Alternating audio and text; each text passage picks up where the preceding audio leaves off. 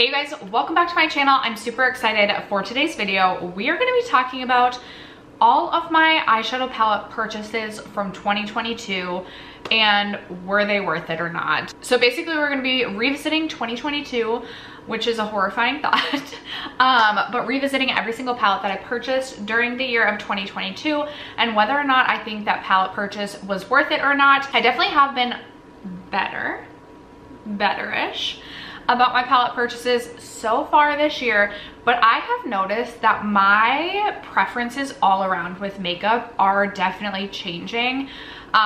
Just in terms of like what I feel like looks good on my skin, on my eyes, makeup techniques that I once really liked that I don't anymore, and then color stories as well. So we're going to be talking about it all today. If you guys are interested, stay tuned. First, if you have yet to subscribe to my channel and you like project panning content, palette themed content, or just chit chatting about makeup, I'd love if you'd consider subscribing before moving on. And other than that, let's jump into the video.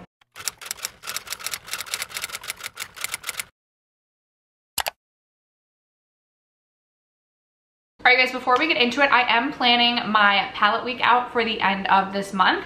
So if you have any palette themed content or palette ideas that you want to see me film, leave me your comments because I love getting ideas from you guys, and I still have a few days that I haven't decided what sort of palette themed content I'm going to be posting, so I would love your feedback in the comments below. That being said, I have a few palettes that I purchased last year that are no longer in my collection, so we will just start with the ones that were least worth the purchase.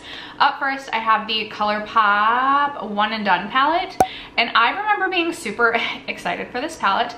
One, because it had a blue-brown shade in it, and I absolutely adore blue-brown eyeshadow shades, but I have learned that ColourPop just cannot do blue-brown shades well. They did it one time in the Perception, was it the Perception palette way back when? And I don't know what happens, but all of their blue-brown shades are just super lackluster in my opinion. I'm also thinking of the Stage the Day palette where I was super excited for that blue-brown shade, and it sucks. So I ended up decluttering that. It was a neutral palette too, and I felt like the neutral shades even I was struggling with. And then there was a pop of pink, which also kind of drew my eyes to the palette, but I just wasn't reaching for it. So I did declutter that, as well as this was a surprising not worth the purchase.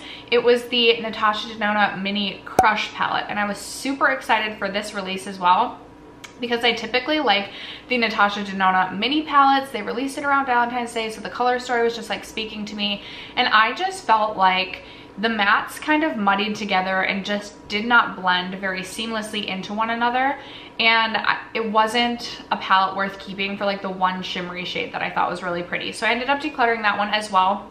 And then another huge disappointment and letdown was the Urban Decay Wild Greens palette, and I was so excited for this one. I loved the color story. I liked that there was like greens with like this like dusty pink shade, but that palette was so dry and so chalky and just super lackluster in my opinion. I thought about keeping it because I could like make the shades work for me, but it was just really dry and dusty, and I was so disappointed in it that I also decided to declutter that one as well. I believe those are all of the palettes that I have decluttered. So now let's get into the rest. I'm going to talk about these two first. These are two Pat McGrath Mothership palettes, and I placed an order on the Pat McGrath website, I want to say like December 30th or December 31st, because Pat McGrath, I want to say, was running a 40% off sale. So I ended up picking up the, it never, the Mothership, it never says on the, like, and also this one says Mothership MMXVII, which I don't think that is this one. I want to say this is like number 2, and I don't, it really irritates me that I feel like some of the palettes on the back it says what it is, some doesn't. It's this really beautiful cool toned palette, and I do have a more cool toned complexion when I'm not self-tanned, so I do love a good cool toned story. At 40% off, I really just couldn't deny picking this up. Very excited for like these two shades on the end, but I've had this for almost 6 months now and I haven't reached for it at all. So I couldn't tell you if this is worth it or not, but is it worth it if I haven't reached for it? Same thing goes for this, which I was so excited about as well. This is the Mothership 10, I believe, and this has a really beautiful looking blue-brown shade, and also just some really beautiful, more cool toned, sparkly, like special shades. but I also have yet to reach for this one. So, a little ashamed about that. Two palettes that I definitely do not think were worth the purchase.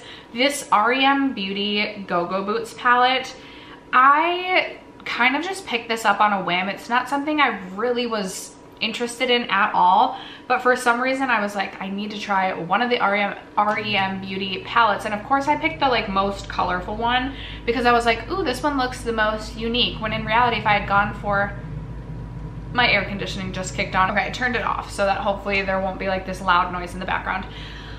I wish I had just gone for like a neutral palette that maybe I could get use out of, but this is definitely something like on my chopping block. I think I may end up decluttering that one during my palette declutter, which will be coming at the end of this month.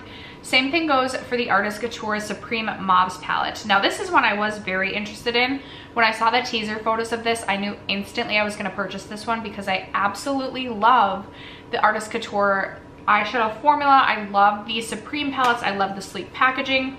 And this palette released around the time that a ton of other like mauve to rosy toned palettes were releasing, and I was so excited for it. But this is such a letdown of a palette. I do not think that the mattes perform nearly as well as the other Supreme palettes in my collection, and the like shimmery shades in this palette are just not good.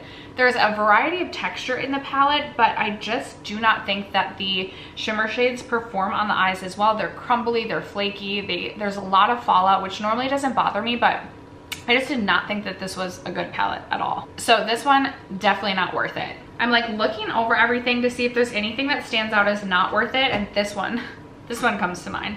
This is the Makeup by Mario Ethereal Eyes palette. I was super excited for this one as well, and even though this was more expensive at $68, instantly I knew I was going to purchase it. I think I may have purchased this the day that this launched. I just do not think that especially the quality of the mattes in this palette, again, kind of like dry and chalky, and I just do not feel like they blend well together. Now I've heard a couple of you tell me that this is supposed to be more of like you put one matte in your crease and then you pop on one of the more sparkly shades. I do think the sparkly shades are really pretty and good quality, but I don't think the mattes blend well together. So I really do want to give that a go and try that. And I should pull this palette back out because I do really enjoy the sparkly shades. It's just for $68 for to only really enjoy 4 of the shades is really a letdown. And I was really hyping this up. Like I was super excited for this. So I think that also just played a role in it as well, just being really let down in the quality of that one. So if I could go back in time, I would not purchase that one. And then another one that like I don't really feel like was worth it is the Melt Gemini 2. I do really enjoy the aesthetic of Melt eyeshadow palettes, so I've kind of grown into like a bit of a collector's mentality with Melt, although I have said no to Melt palettes from time to time as well. I wanted this because I do love the artwork on the packaging. I also own the Gemini 1.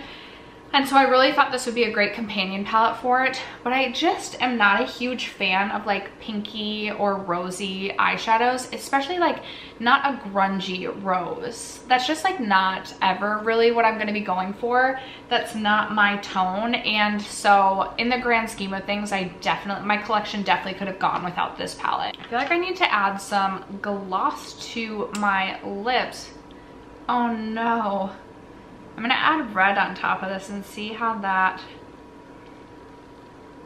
goes. This is just a Tower 28 gloss that I really need to use up because it's getting older. It's in the shade Spicy. Okay. I don't know, that's a lot. Whatever, we're gonna roll with it. Okay. Oh, another one that I'm like, definitely didn't need this and really kind of a letdown is this one from ColourPop. It is the Getting Fresh palette. I purchased this after purchasing the One and Done, and I thought this was going to make up for the big disappointment that the One and Done was. And I was really excited for this palette because of the lime shades in here, like the bright greens. And there was also a blue-brown shade in here as well.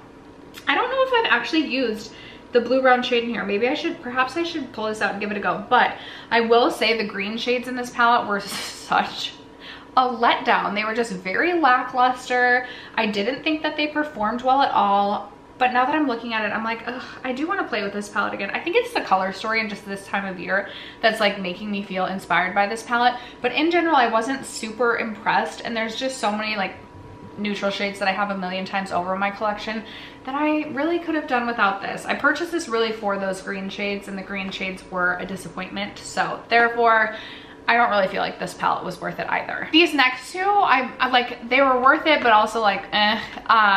This one is the NARS Suede palette, and this is really great for travel. And actually, I purchased this because I was traveling for work last year. There was a brief period of time last year that I was traveling every month for work. This really made sense.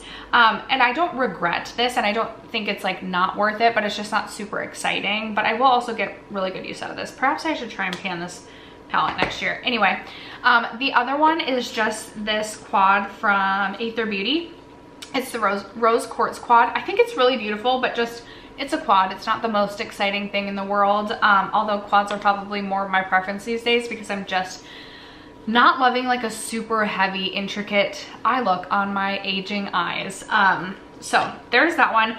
The final 20 palettes are all definitely worth it in my opinion and excite me or inspire me in one way or another. So up first we have the Natasha Denona Mini Biba palette. This color story is very similar to the Natasha Denona Mini Nude. I do like the Mini Nude just a little bit more, but I think that this palette is absolutely beautiful.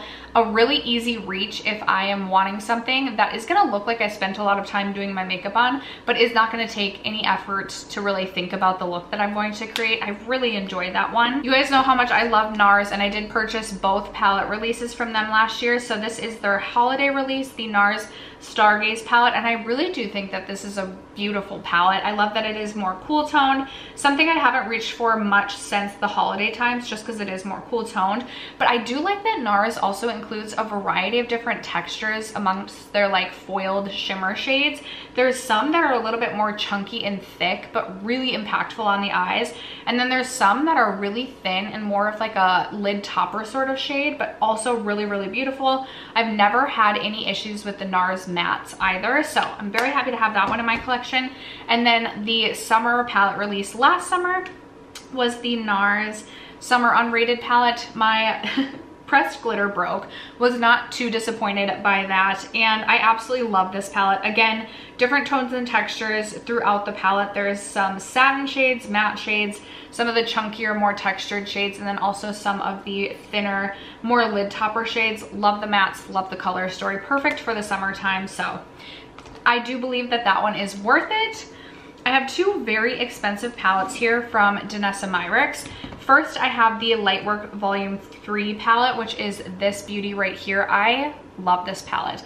I am head over heels for it. It is one of the most unique palettes in my collection, and although it's so expensive, I think if you're wanting to dabble in multi-chrome shadows, this is a really great place to start. I love the shade Polaris, which is this cream shade, because you can lay that down and layer these shades on top of it to create even more than the 8 shades that are included in this palette. And I just think it's such a cool, unique, and interesting palette. Absolutely love this one. I will post swatches of this one just because I feel like this, like looking at this in person, it just doesn't do it justice. And I will also post swatches of this other one from Danessa Myricks. Again, one of the most interesting and unique palettes in my collection. I will say these large 4 pans in the middle of this palette are water activated, so they can be a little bit interesting to work with, and there's definitely a learning curve, and I know that it's not going to be for everyone, but I love this palette even for the 5 or the 10 other shades in here. Again, really beautiful, really interesting multi-chromes. I reached for this palette when I went to the Vikings playoff game this year that they ended up losing. But it was just such a perfect palette for that because it was super fun, super just fun to work with and create a really beautiful purple and gold look with that. Another indie brand palette is this one from Fantasy Cosmetica. This is the first time I have tried this brand, and I really liked this one. This is the Druid palette. The multi-chrome shades in here, mine came broken, but I just pressed them back in and I've had no issues with them since, and I think that they're absolutely beautiful, so stunning. I love this color story, especially for the fall time. I cannot wait to pull this back out this fall and reach into this. I felt like the mattes worked really well for me, and I felt like both the mattes and shimmers worked really well for me. Very easy palette to work with. Definitely think that this one was worth it, and it's always fun to try a new indie brand as well. A melt palette that I purchased last year that I do think is worth it is the Bad Side Zodiac Earth palette.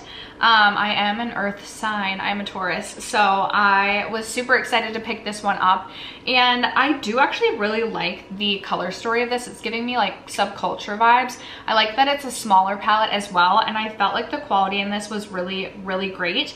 The matte shadows blended really nicely, and I felt like the metallic shadows in here were really intense and really bold on the eyes, and I think that this is such a beautiful one. Made me want to purchase the rest of the Bad Zodiac sign palettes, but I did hold back because I do not need all of the eyeshadow palettes, even though I want them all. I don't need them all. Let's talk about some more indie brand palettes. I have 3 from Oden's Eye. Obviously think all 3 are worth it. I absolutely love Oden's Eye. They are like my favorite eyeshadow brand in terms of indie or out of every eyeshadow formula I've tried. Oden's Eye is my favorite, both for their mattes as well as their shimmers. So I have the Hella palette here, which was done in collaboration with Angie. I love this palette so much. I do have a pan on this shade Double-Sided down here, and I truly cannot wait to play around with this some more. Like the matte yellows, this matte yellow this summer, yes please. We all know how I feel about a matte yellow or just a yellow in the inner corner. And then I also purchased the Christmas and Christmas Eve palettes as well, and boy am I glad that I did. The metallic shades in this palette and both of these palettes are just incredible and so beautiful. I love this color story, just so bright, so fun, so colorful. And then you have the Christmas Eve palette, which is this really beautiful cool toned palette. Again, the metallic shades in this palette are just unlike anything I have ever used, and I absolutely love the Oden's Eye formula. I tried Cleota Cosmetics for the first time last year, and I did purchase the Dragon Fruit palette, and aside from my cap or like cover breaking off, I absolutely love this palette as well. It's an all shimmer palette, which I don't mind because when I am purchasing from indie brands, it's typically for their special shades or their metallic formulas or their duochromes or multichromes, and I'm so glad to have this palette in my collection. I reached for this quite a bit last summer, and I have already started to reach for this quite a bit again this summer, and just am very excited to reach for this summer, feeling inspired by the color story, especially this bottom row down here. I cannot wait to play around with. So this one, definitely worth it. Kind of a similar palette, but not similar, is the Clarity Cosmetics So Amazing palette. I purchased this palette around the same time as the Cleota, and I love both of them so much. I love this one, Don't Be Shellfish, as well as Fantastic. I was wearing in the inner corner of my eyes so much last summer. I also love the shade Oh Ship for all over the eyes. Love the metallic special shades in this palette. Like, they are so intense, so bold, so beautiful. I think this is such a fun palette, and this is one that I will be reaching for quite a bit this summer. I did pick up 3 palettes from Adept last year. I picked up the Plain Jane Remastered palette, which looks like this. I haven't used this in quite some time, but I really like the Adept palettes because there are some really beautiful duochromes and multi-chrome shadows, and I just think they have a really unique texture and a really unique formula, and they look so beautiful on the eyes. This is definitely a companion palette for me, so I'm often pairing this with other palettes when I am using this, and I need to pull this back out because it has been too long since I have reached for this one, but I definitely think that that palette was worth the purchase. I also purchased the, I don't know how to pronounce, Ninhydrin palette, which I really have not reached for much at all. So I'm gonna assume it's worth it just because it's indie, and I do really enjoy the Adept formula, but I haven't used this one that much, which shame on me. And same thing goes for the Heather Austin palette.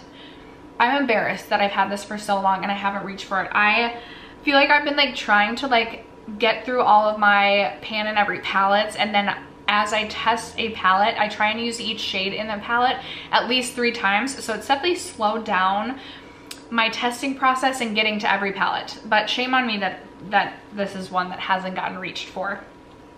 The Patrick Ta Major Dimension 2. We know I love the Patrick Ta palettes, the eyeshadow formula. I definitely prefer the Major Dimension one just because I'm more of like a brown girl rather than like a rosy girl, but I do still really enjoy this one. I like that Patrick Ta has a range of different textures, again in those metallic or more like special shades. I do like with the Patrick Ta palettes, you are getting a range of different formulas. So you have your mattes, you have your cream shadows, and then you have some different textures amongst the metallic shades as well. Again, some of them are a little bit chunkier, a little bit more thick, some of them are a little bit thinner, but they are super impactful on the eyes, and I really do enjoy this one from Patrick Ta. Very happy with that purchase. I also picked up another Pat McGrath Mothership. I think I may have used a Sephora gift card to purchase this. Like, I think I redeemed my points and ended up getting the Hutopian palette, which I am really pleased with this one. I think this is a really beautiful palette. I do really love all of both the special shades as well as just the metallic shades in here. I think are such a good formula and so beautiful on the eyes. And I really do like the mattes as well. I like this shade as a blush too. I think it's so fun. So I'm very happy with this one. I mentioned many times on my channel before as well, Pat McGrath palettes are one of those things that like through time and through like increased use, I fall in love with them even more over time. Like I used to say I didn't think the Bronze Seduction palette was worth the money, but that is like one of my favorite palettes in my entire collection now. So I feel like the same thing is going to happen with this. Like the more I use it, the more I fall in love with this Hutopian palette from Pat McGrath. So I do think that that was worth the purchase. Also, the Huda Beauty Empowered palette. I love getting the large Huda palettes every single year. I was a little bit leery this year just because I feel like the color story was a little bit more bold and not something that I typically am reaching for. Like this gold, like I don't reach for golds that much. So like that was a little bit intimidating, and then it's definitely a little bit deeper than some of her other palettes. But I actually really like that, and I have created some looks within this palette that I really, really love. The shade Manifest It is like a shimmer with kind of that like weird texture, like that weird like gloopy texture running throughout it, like one of those weird shades that Huda does. But this like mixed together makes for one of the most beautiful metallic eyeshadows I've literally ever used. So I really, really love this palette. So happy with this purchase as well. The shade Bold Moves, I'm like, dang, I want to pull this out and use this shade again too. There's just Huda also has just such interesting textures throughout her palette, so many different formulas, and I just think they're really fun to experiment with and play around with. And then the final two palettes that I purchased last year are these two from Natasha Denona. So we have the Natasha Denona Retro Glam palette, which I will say towards the end of last year, I liked this palette, but I wasn't necessarily sure it was worth the purchase for me just because the color story throws me off just a little bit, being like the like reddish pink shades scattered throughout the like bluey green shades.